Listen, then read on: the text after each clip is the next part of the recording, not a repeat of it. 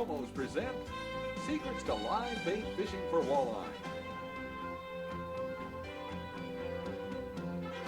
Your hosts are Gary Roach, former member of Nisswa Guide League, member of the Fishing Hall of Fame, 1991 Professional Walleye Trail Fisherman of the Year, and fishing educator.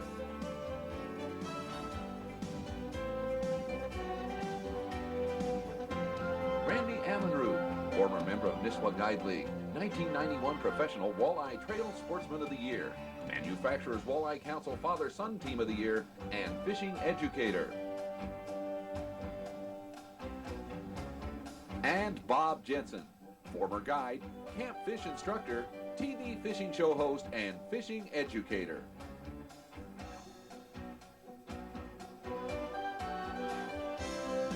It's a good one, Bobber. Good deal. He hit that crawler, didn't he? Yep. Picked it up so soft that it's just unbelievable how You soft had to he let him picked go it quite a up. while, too, it looked like. This is a Let him go big a long net room, time. that fish. This'll could be a big net fish. This is a big fish. Good fish. Good. He's hanging down there, isn't I he? bet he is. I can't budge him off the bottom. No kidding. Is that where he is, right in the bottom? Yeah, he's laying right down there. No kidding. Now, how high off the bottom was he? Oh, about a foot and a half. They're down there. They're hanging tight, to the aren't bottom. they? He was right on the base of the break.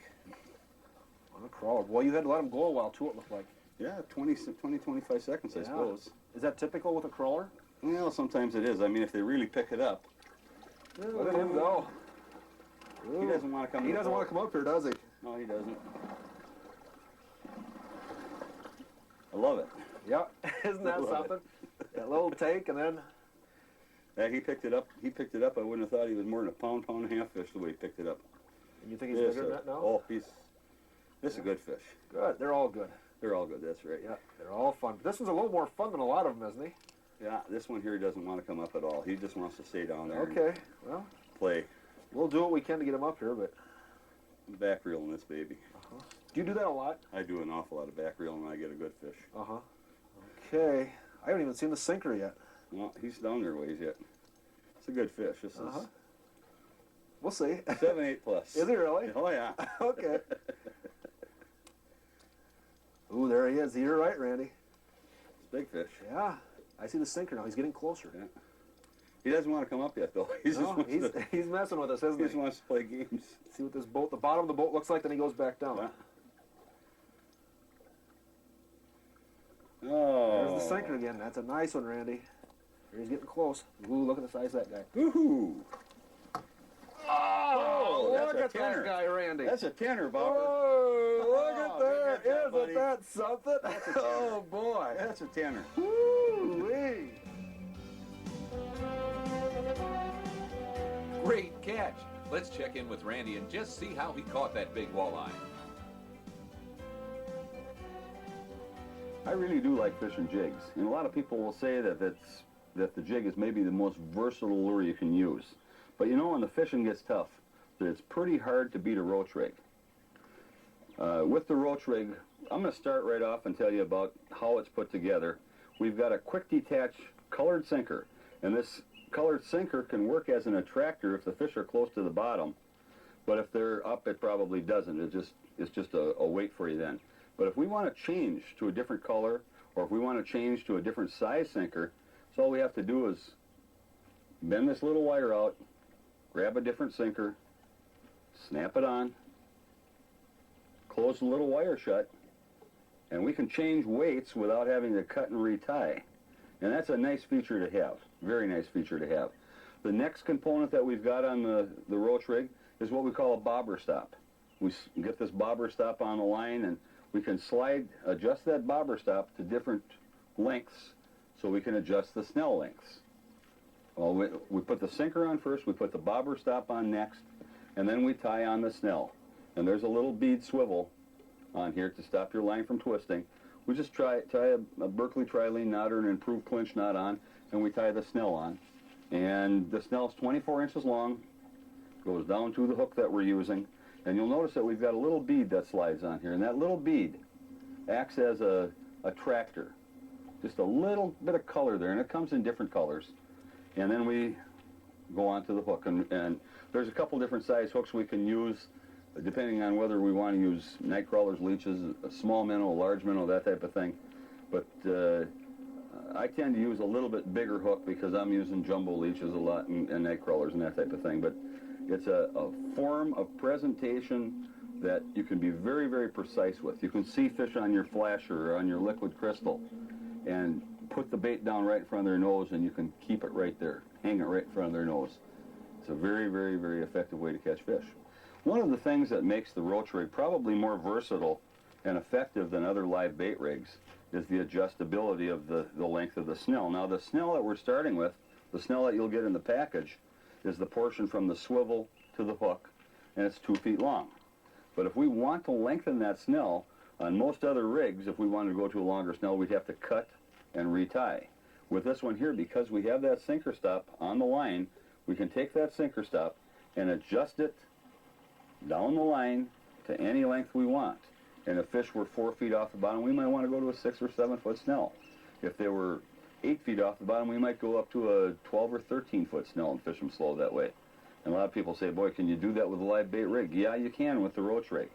It definitely does the job on those fish. And we can go from any, the snell is the portion from the sinker to the hook. When you get it out of the package, like I said earlier, it's 2 feet long. But when we tie it on there, because of this sinker stop, we can make that snell any length we want just by sliding that sinker stop up and down that line.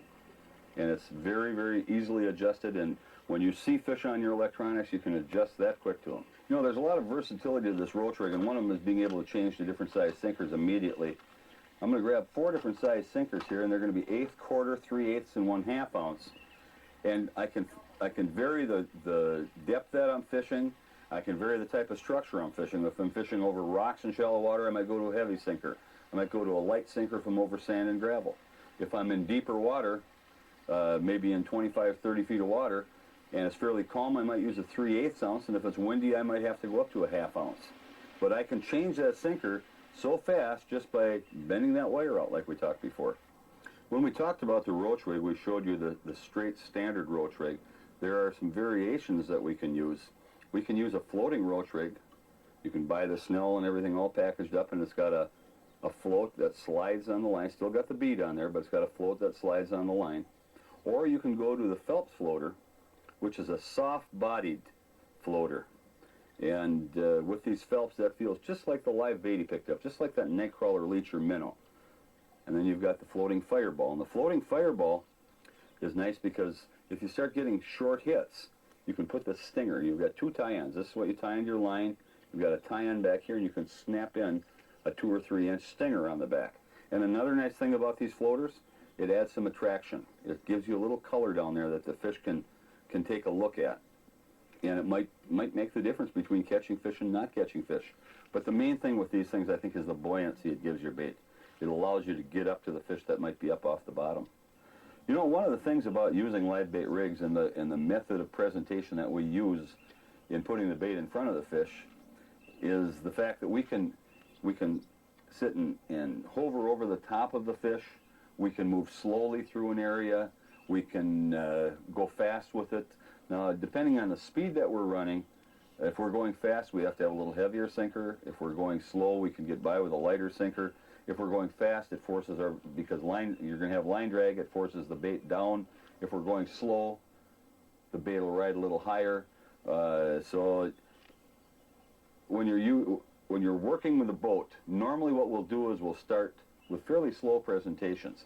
If we get on active fish where they're just inhaling the bait, we can go through active fish a lot faster, because if we determine that they're active, they're more aggressive. But those non-aggressive fish, we want slow movement with the boat normally. I see a lot of people fishing, Bob, that leave their bail closed, and then when they get a bite, they open it. Boy, if you don't leave that bail open, keep that line on that finger so you can drop it. I mean, right now, there's a lot of times you miss fish, especially those aggressive fish that hit it hard. I mean, before you can react to it, they know something's wrong, or they spit it out, or they felt something, or... So having that line on that finger is important. Yeah, you just leave the bail open and the line hooked over your finger. Just leave the bail open, line hooked over the finger. As soon as you feel something, you let the bail go. Just right now. Let the line go. There you go. There you go. Got there it? you go. Yeah. Okay. It's not a bad fish. It's not like the last one, but it's a nice fish. I'll tell you, there aren't many like that last one around. That was pretty good, wasn't it? Oops. Well, just to be safe, we'll get the big net out, okay? Okay, we'll get the big net. That wasn't that crawler again. That's crawler. And you didn't let him... Oh, here he is right here. There. It's not a big fish. It's a nice fish, though. Yep. I can't see him, Randy. He's right Yeah, we'll there. get him out there. I still can't see him. I see the sinker. I see the sinker, but I can't see the fish. He's got to be close, doesn't he? He's right there. Okay. Got him? You got to get him up here. He's under the boat again. Okay. Now he's getting close. There we go. There you are. Nice fish. Woo. Not a big fish, but a nice Oh, fish. you bet. Those guys all day, and we're in business, aren't we? Oh. That's a couple pounds. Sure. That one there, I think, is the kind that we have to sort of try and take the line and just bite the snell off on it so we can let it go. Okay, he's got the sinker right there, Randy. Oh, the I hook's can see right the there? hook, yeah. Okay, we'll get the hemostat out and do a little surgery on him. See where it is there? I got it. Let's see here. Let go. Oh, he's an easy one. Sure. Let's see here. Which way is he hooked? You know, I'm using a leech, and I'm not getting touches, and you're catching them with that crawler. What's the way you hold your tongue? Is that it? That's the way that's the way you hold your tongue. You'll have to show me that in a minute. We don't need that fish, do we? That one will grow up and be a nice Yep, fish. that's one of those fish that you should put back, isn't it? Yeah. Yeah. Okay. They're pretty little things. Aren't they? They're fun, too. I want to get one. Yes, they are. Yes, they are. I'm going to switch to a crawler, I think, Get down Randy. there, buddy. There we go. Let's briefly go over a couple of the points Randy covered that will help us all be more successful at catching walleyes on live bait rigs. Remember, when fishing over rocks, use a heavier sinker and keep the rig as vertical as possible. This will prevent snags. If the bottom is mostly sand, a lighter sinker can be used and the rig can be worked farther behind the boat. It's critical that the bait is in the fish zone. If the fish are riding high off the bottom, go with a longer snell. The longer snell will allow the bait to get up to those high-riding walleyes. On the other hand, if the walleyes are tight to the bottom, a short snell will put the bait right on their nose, increasing the odds of getting the fish to hit. One last point. Keep in mind that the boat speed will have an effect on where the bait is running. The faster the boat is moving, the tighter to the bottom the bait will run. A slower boat speed allows the bait to float up a little higher. When a productive speed is found, try to match it as close as possible. Keep these key points in mind, and you're going to catch more walleyes on live bait rigs than ever before. Now, let's join Bob Jensen as he describes how slip bobbers can be used to take more walleyes. Slip bobbers are a great way to catch walleyes in some situations, but a lot of people who fish tend to overlook slip bobbers as a method of bait presentation. The thing that makes them so effective is that they allow you to present a bait to the fish at the exact level the fish are running. For instance, if the fish are over a wind-blown rock pile 7 feet down, you can adjust your slip bobber so it presents that bait 6.5 to 7 feet deep, right where the fish are. You can keep your bait in the fish's strike zone a long time. Now, when you're selecting a slip bobber, there's a couple different configurations, and the different styles of the bobbers will make it an effect on how your bait works underneath the water and how the fish accept it. Bobbers come in a couple different styles. We've got the short, fat ones. Those are kind of our Randy bobbers, we call them. And then we've got the long, thin ones. Those are our Gary bobbers, kind of. And the way the bobber is constructed is going to make a difference as to how the bait works underneath the water. Now, a short, fat bobber like this is much more buoyant. It rides the waves. And as it rides the waves, when the wave goes up, the bobber goes up. When the wave goes down, the bobber goes down. It rides the waves real well. So you're moving the jig or whatever you've got below the bobber for bait up and down through a much wider band of water. You're showing the bait to more fish. The other style bobber, on the other hand, is long and skinny. It kind of rides through the waves. The bait below it doesn't move quite as much. That's real important. But sometimes if you're out there fishing with that short, fat bobber, if you see it jumping around on the surface but not really going down, it means the walleyes are playing with the bait. And the short, fat bobber has much more water resistance. It's difficult, more difficult, for the walleyes to pull that short, fat bobber underneath. So if they're kind of having trouble pulling the bait underneath, if they're playing with the bobber and spitting it out, what you'll want to do is go to a long, thin bobber. It's got much less water resistance. The fish can pull it down much easier. He doesn't feel the water resistance. He'll pull it down and hang on to the bait much longer. Also look at the different sizes of bobbers. If they're still playing with that particular type bobber there, the big, long, thin one, go to a smaller, long, thin one. They won't feel nearly as much water resistance there either. Another thing you can do to really decrease water resistance is add a couple split shots just down below the bobber. Now the bobber won't ride as high in the water. The fish can pull it under much easier. That thing right there, the bobber size, the bobber style, is going to have a big influence on how many fish you're going to catch. So keep that in mind when you're selecting a bobber, short and fat or long and thin. The thing that really makes the slip bobber rig work is this bobber stop right here. It's what allows you to adjust the depth at which the bobber is going to run. And then we've got a small bead right here between the bobber and the bobber stop. The beauty of the slip bobber is that it's not fixed on your line. It slides on your line so you can cast it real easy and you can reel fish in right up to the tip of the rod. Whereas if we had a fixed bobber, if the fixed bobber was 8 feet above the hook, that's as close as you can reel a fish to the tip of your rod, and you couldn't cast it nearly as easy either. So if you suspect the fish are about 7 feet below the surface, all you do is slide your bobber stop so it's about 7 feet above the hook. Now your bait will automatically be suspended 7 feet below the surface, right in the fish zone. There's a couple different ways you can rig a bait below a slip bobber. You can use either a jig or a hook and some split shot. One of my favorite ways is with a bullet head foxy jig. And you want that bullet head because it rides perfectly horizontal. The bait hangs perfectly horizontal below the jig. You can start out with an 1/8 ounce, and that's pretty good some of the time, but frequently a 1/16 ounce or a 1/32 ounce will be even better. And what happens with that 32nd or 16th ounce jig is you put a leech on there, and that leech will actually pull the jig around, and it'll go out looking for walleyes for you. It swims in a pretty big area, and a large leech can pull a small jig around real well.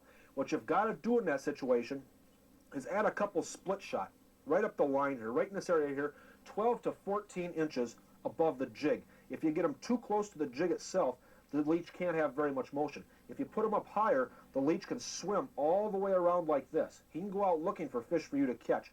So a 16th or 32nd ounce jig, add a couple split shot, about 12 to 14 inches above the jig. With an 1/8 ounce jig, fish that just the way it is. Remember though, use that bullet head jig. It rides perfectly horizontal on the water, and that'll make a big difference in the number of fish you catch.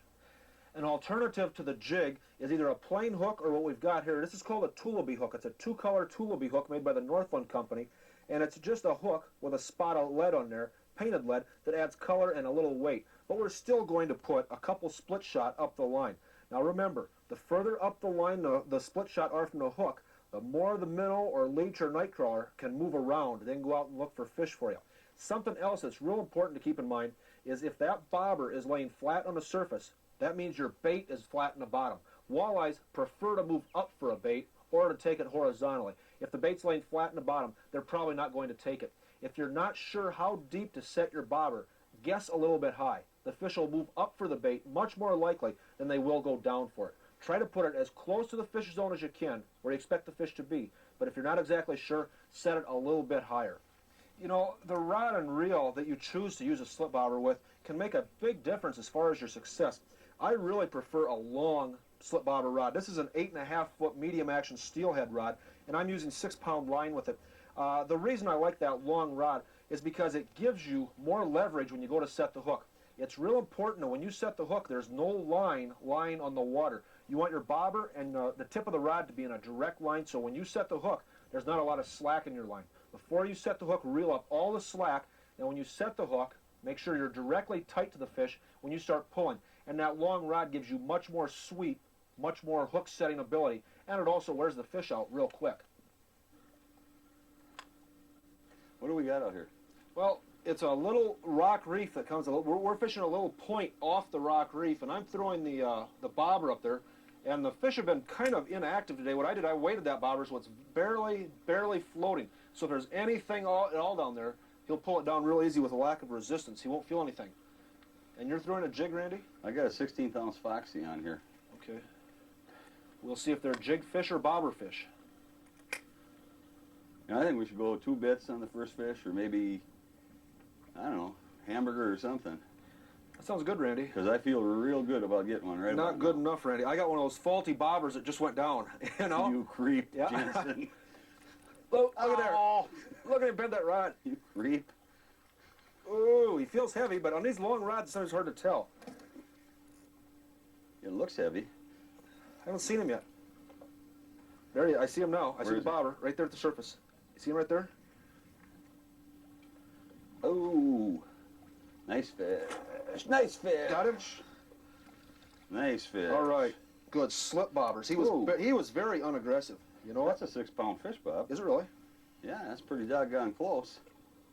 5. Nice fish. Yep. They're all nice. Really nice. They're all nice. Let's That's get him off and get him back in the water. Yeah. Yeah, we don't want to keep that one. That's a nice fish. You know, it really doesn't hurt to take one home once in a while, feed the wife and kids.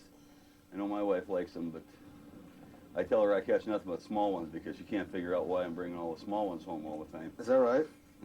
Well, those are the ones you should keep, but I don't have a wife. Nailed on the side there by something. Something grabbed him. He was stuck. It's a nice, nice fish, though. Good. Good net job, Randy. I'm glad we brought you along today. Yeah.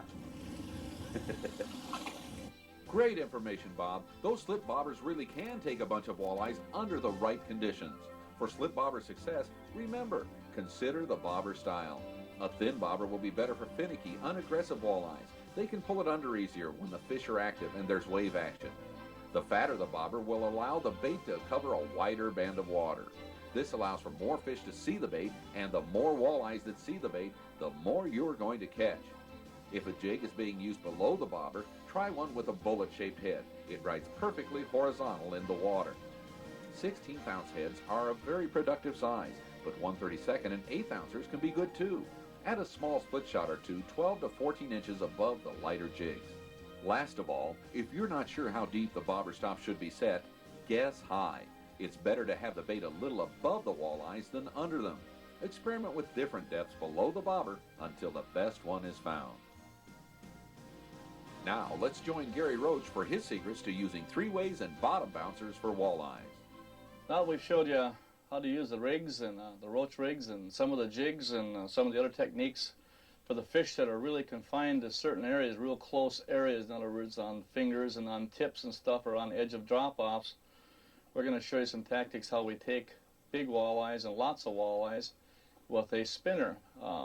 Spinner consists of a leader, a blade, and some beads. It's really a simple lure that you can use, and you can buy the components or you can buy them packaged, like something like this. You can buy them in a little package similar to this, a little blade, the little beads, and the hook with a 3-foot leader on it. So they're all put together for you, or else you can buy the components and put them in a box like this, and you have your different assortment of beads and blades right here. Like you've got your little hammered blades, you've got the gold blades, you've got different colored beads that are red, chartreuse, and also a real important bead is a glow in the dark, and that's one of my best fish catchers. Then you get yourself an assortment of hooks, like so, and of course you have to have clevises that attaches to the blade so that the blade turns. Now, most important is being able to use the right kind of line if you're going to make up your own, or if you're going to buy spinners that are already pre-tied. They'll be probably a 15 to 17 pound test line. Normally I'll use that when I'm in a lot of rocks, but sometimes I like to tie my own, and I'll show you the reason why. Sometimes when the fish are spooky, and I'll go to the 12-pound XT, which is an extra tough line, and the clevis won't wear out the line so fast. I've taken tons of big fish, especially when the fish are scattered. In other words, if we're fishing a shoreline and the edge of the drop-off comes down from, say, 7 to 12 feet like that, and a lot of the fish will scatter, and they won't be pinpointed, you might say, like they do on a tip of a point, like on a point where you fish with a rig and a jig. So you'll have to do is concentrate in a longer area, and by doing it with a spinner like this, you control back and forth, and you hit a fish, throw a marker out, or else even mark like an old dead tree or something like that if you don't have a marker with you. It's better to have a marker because the fish are concentrated. They spread out, they come into a drop-off, and they'll spread out and feed, and they come back to the same area, and they go back out in deep water. And this is how we locate the fish. Now, if the fish are real active, you can take a lot of fish this way. With a 3-way, a dropper, And night crawler, minnow, or leech, or whatever type of live bait. You can even use a power grub, like a Berkeley power grub or something like that. I'll use these scented baits a lot. I'll just pop this on a spinner. It's kind of like a twister type tail, like this, and I'll pop them on like this, and sometimes that's all you need right there, a scented power grub, and with the blade, different colored blades. Now we're going to show you another rig here that I've already got tied up. If you look at that shoreline, you'll see a lot of rocks. You'll see boulders and stuff like that over there. Now sometimes you'll find a food shelf exactly like that over there, and to get something through it that you can catch fish without snagging up is pretty tough. And that's why we use this rig right here. It's called a bottom bouncer type of weight. The people in Dakota use it, people in Minnesota. It's becoming popular all over right now. It's just a weight, a shaft here you put your spinner on. This is a blade with a harness for night crawlers. This here is a little weight. You can get different size weight depending how deep you are or how fast you're going. And this bottom of wire here, this little tick of wire here, will actually just skip over the rocks, holds the weight up. The blade, of course, will turn as it's going across the rocks, and it'll turn and spin and attract the fish. And this rig right here with the floater and the spinner on it, and it acts as a float and a spinner, but the blade will actually lift it up too. But the float will actually give it an extra lift to keep it up off the bottom, so it'll actually go straight in line behind a three-way or a bottom bouncer type weight like this. And this is actually the same rig right here that we used on Lake Erie that I won the first PWT tournament of this year. And it was with a crawler and trolled real slowly, had the little outboard just barely moving, and actually we were actually more like drifting downwind than we were trolling. So, and we had good speed control, because if you go up against the wind, it's pretty hard to get the bait working right. It jerks and it doesn't really troll real well. If you go downwind, in other words, go up wind and then make your drift straight downwind as you possibly can, and you get a real even drift or even troll. So that's the best way. This little rig here, it made some money for me this year. Now I would like to show you this rig rigged up on a three-way, in which I used in the tournament. Now I've got an extra long snell here because we're going to be fishing some fish that are real spooky, and that's something I'd like to emphasize, really emphasize, is a distance of the weight here. In other words, I'm running a dropper from the three-way, as you can see right here. A three-way is just a system like this. This goes to your rod, this goes to the sinker, and this goes to your spinner or crankbait. You can use crankbaits also. And I find that the fish are about a foot or two off the bottom. I'll go with a longer dropper, like so. If the fish are real close to the bottom, I'll shorten it up and make the dropper like so, as short as I possibly can. If I have to drag the bottom, in other words, I'll go to a 4-inch dropper if I have to. Depends how the fish position is on the bottom. The fish are real high, sometimes I'll go to a 4-foot dropper. Now you got to be very careful when you drop this in. You just can't throw it out. You got to drop it in, catch the line, and slow it down. Let the blade go out behind and start spinning, and then drop it a little bit at a time. Otherwise, if it drops straight down, it could tangle up and be a real good mess. So you have to use a little caution, a little care in how to use this. But this is the best rig I know for consistent catches of fish that are suspended or near the bottom, off the edge of flats, over rock piles. In fact, this is one of my favorite rigs I use for lake trout when I'm fishing up in the Arctic, up in the North Country. I use this, a little spoon about 4 or 5 foot behind, a little flutter spoon. It's deadly on fish, I'll tell you. And this is the type of rig that I used in Lake Erie this year to win the tournament, just the same as this. Now, I've got a longer snell, of course, because the fish are spooky, and you vary the length. This is what you have to learn to do. You can buy a snell. A standard snell is about 3 foot long, And that usually will take care of all your fishing needs right there. Just, it's packaged up here by Northland's, or we call a rainbow spinner. It's got the little prism tape on it right here for extra flash. It's got the right size hook. In fact, this color here was one of the best colors that we've seen. And this works well in Dakotas, Lake Erie, works well in Mille Lacs, Winnebagosh. The green seems to be a real good color, chartreuse green, except on days when they're hitting silver or gold. So you have to be very versatile. I've got a long snell here because the fish are spooky. I want to get out away from the sinker. And I've got a gold blade on here with a few beads. I've tied on my own hook here. As you can see, you can work up your own stuff right out of your own tackle box. And as you can see here, I have a Colorado blade here because a longer snell, you need more lift. You don't want this thing dragging in the bottom. So the Colorado blade spinning will actually lift the bait up as you're moving. And you don't have to move very fast. And now to hook the minnow up, we'll show you how to hook the minnow up in just a minute here.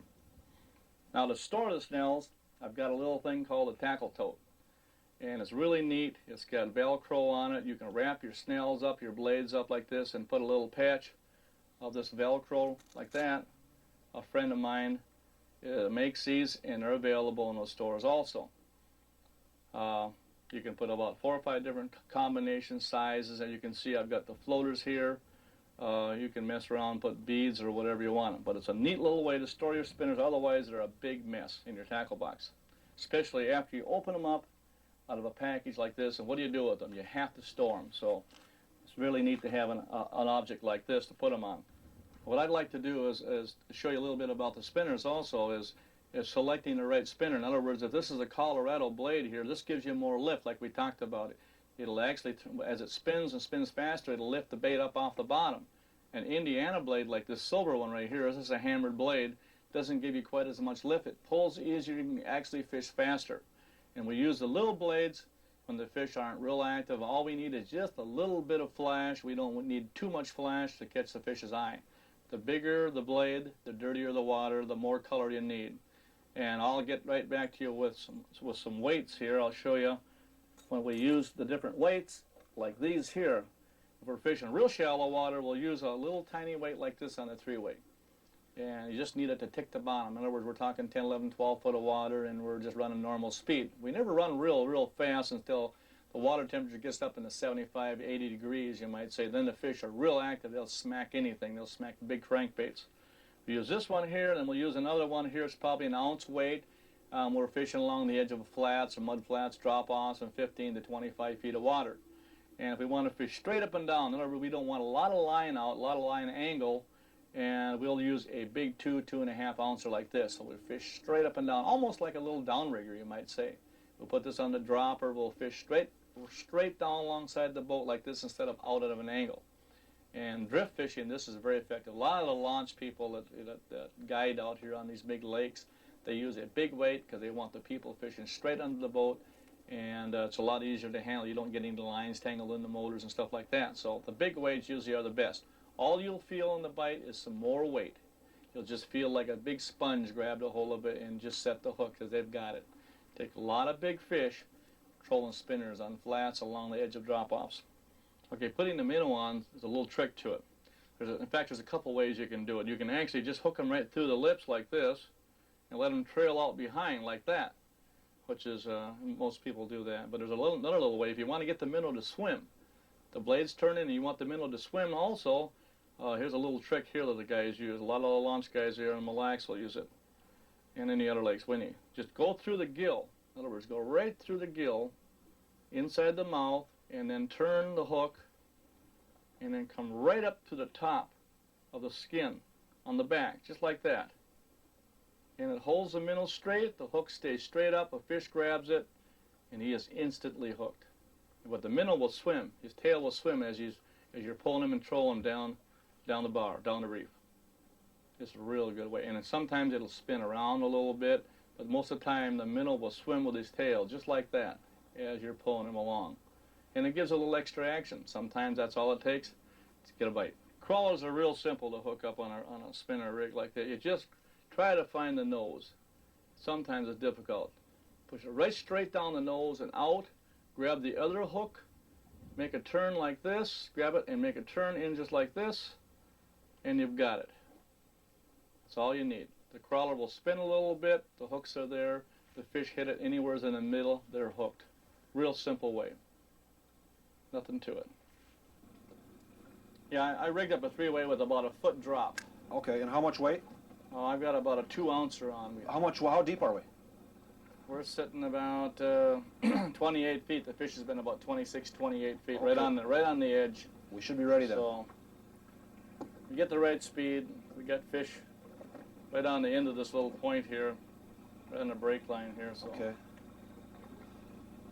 And I'm using I got a minnow on, and you put a crawler on. Yep.